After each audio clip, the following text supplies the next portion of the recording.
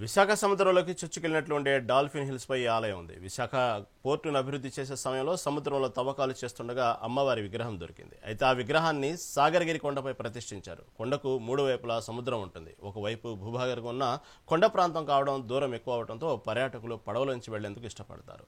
విశాఖ వాసులను దృష్టిలో ఉంచుకుని ఏటా దసరా ఉత్సవాల సమయంలో విశాఖపట్నం పోర్టు బోట్లు ఏర్పాటు చేస్తారు. ఇదే అంశంపై మరింత సమాచారం విశాఖ నుంచి మా విశాఖ బ్యూరో చీఫ్ భరత్ కుమార్ అందిస్తారు. దసరా శరన్నవరాత్రులను పురస్కరించుకొని సాగరదుర్గ ఆలయంలో ప్రత్యేక పూజలు నిర్వహిస్తున్నారు. ఈ రోజు అమ్మవారిని సరస్వతి దేవిగా పూజించినటువంటి సిచ్యువేషన్ కనిపిస్తుంది. అసలు అమ్మవారి ప్రతిష్ఠించడం పైన అమ్మవారి విశిష్టతకి సంబంధించి పూజారి గారు ఉన్నారు. ఆయన అడిగి తెలుసుకునే ప్రయత్నం చేద్దాం. గురుగారు నమస్తే. అమ్మవారి యొక్క విశిష్టత ఏంటి? అమ్మవారు ఎప్పుడు వెలిశారు? పూర్తి వివరాలు చెప్పండి. జై భవాని. సర్వమంగళ మాంగళ్యే దివే దర్వార్ధదాదకే ధరణ్యే త్ర్యంబకే దేవే నారాయణి నమోస్తుతే. విశాఖపట్నంలో విడిచి ఉన్నటువంటి శ్రీ సాగరగిరి కనకదుర్గ అమ్మవారు విశాఖపట్నం పోర్ట్ ఏరియాలో వెలిసినటువంటిదండి. అమ్మవారు సముద్రంలో వెలిసినటువంటి మూర్తి. విశాఖపట్నం పోర్టు డెవలప్మెంట్ టైంలో ఛానల్ డెవలప్మెంట్ చేసేటప్పుడు ఇసుక రాళ్లతో పాటు వెలిసినటువంటి మూర్తి శ్రీ సాగరగిరి కనకదుర్గ. సముద్రంలో వెలిసినటువంటిది కనుక సాగర్ అని చెప్పేసి, కొండ మీద ఉన్నటువంటిది కనుక గిరి అనేటువంటి కొండ అని చెప్పేసి అమ్మవారి పేరు కనకదుర్గ అని, సాగరగిరి కనకదుర్గ అని చెప్పేసి. ఆ అమ్మవారిని ఇక్కడ కంచి కామకోటి పీఠాధిపతులు వాళ్ళ ఆజ్ఞ మేరకు ఇక్కడ ప్రతిష్ఠించడం అనేటువంటి జరిగింది. ఇది ఎంత శక్తివంతమైనటువంటి ప్రదేశం అనేటట్లుంటే, రామాయణం కానీ భారతం కానీ భాగవతం కానీ ఏ చరిత్ర చూసినా నది, అడవి, కొండ, సముద్రం దీని మీద ఆధారపడి ఉంటుంది. ఇందులో ఒకటి ఉంటేనే ఎంతో శక్తివంతమైంది అని చెప్తాం, ఎంతో శక్తివంతమైంది అని చెప్తాం. అటువంటిది ఇక్కడ ఒక్క నది తప్ప మిగిలిన మూడు ఉంటాయండి. అందుగురించి కోరిక ధర్మంగా ఉంటే నిస్సందేహంగా తీరేటువంటి సదావకాశం ఉంటుంది.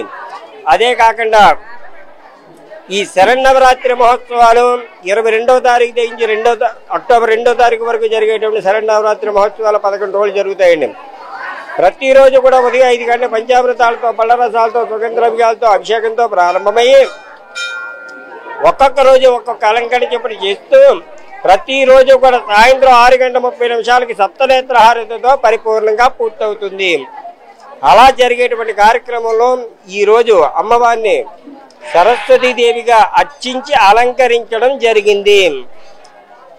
అలాగే శరన్నవరాత్రి మహోత్సవాలు పూర్తయినటువంటి తర్వాత ఏకాదశి రోజు సాయంత్రం 4 గంటలకి అమ్మవారు వెలిసినటువంటి ప్రదేశమైనటువంటి సముద్ర జలాలతో అభిషేకించి తిరిగి యథాస్థానాన్ని తీసుకురావడం జరుగుతుంది. దాన్నే తెప్పోత్సవం చేసి అని చెప్తామండి.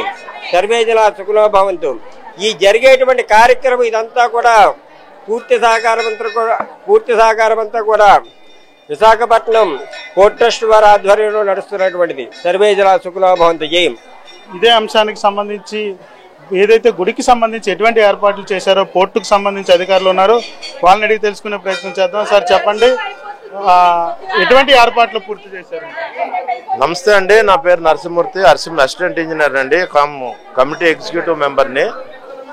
పోర్ట్ ట్రస్ట్ తరపు నుంచి మేము సేఫ్టీగా భక్తులకు వెళ్ళడానికి అటు ఇటు రావడానికి బోటు ఏర్పాటు చేసామండి, మెకనైజ్డ్ బోటు.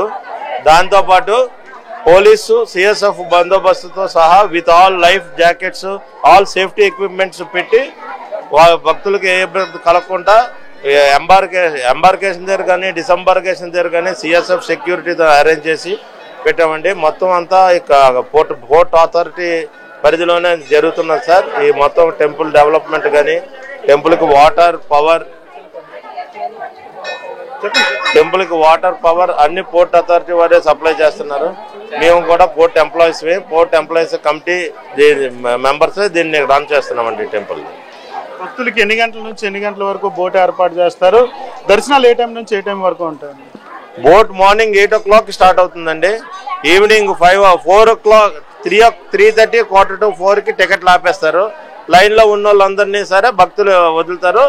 ఆఖరి వ్యక్తి ఒక్క మనిషి ఉండిపోయినా సరే బోటు మళ్ళీ వేసి వాళ్ళు అటు సైడ్ దింపే ఏర్పాట్లు కూడా పూర్తిగా చేసామండి. బోట్ ఆగే సమయంకి డే లైట్ అయిపోయే బోట్ ఆగే టైంకి మొత్తం అంతా ఒకసారి చెక్ చేసుకొని లాస్ట్లో చేసి పంపిస్తున్నాం. అయితే దసరా శరన్నవరాత్రులను పురస్కరించుకొని సాగరిక దుర్గా ఆలయంలో ప్రత్యేక పూజలు నిర్వహిస్తున్నటువంటి పరిస్థితి కనిపిస్తుంది.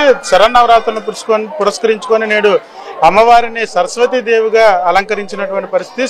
సరస్వతీదేవిగా భక్తులకి దర్శనమిస్తున్నటువంటి సిచ్యువేషన్ అయితే చూడవచ్చు. 11 రోజుల పాటు 11 అలంకరణలు అమ్మవారికి చేస్తామంటూ కూడా భక్తులకి దర్శనం ఇప్పిస్తామంటూ కూడా చెప్తున్నటువంటి పరిస్థితి అయితే కనిపిస్తా ఉంది. కెమెరా పర్సన్ నారాయణతో భరత్, మెగా 9 టీవీ, విశాఖ నుంచి.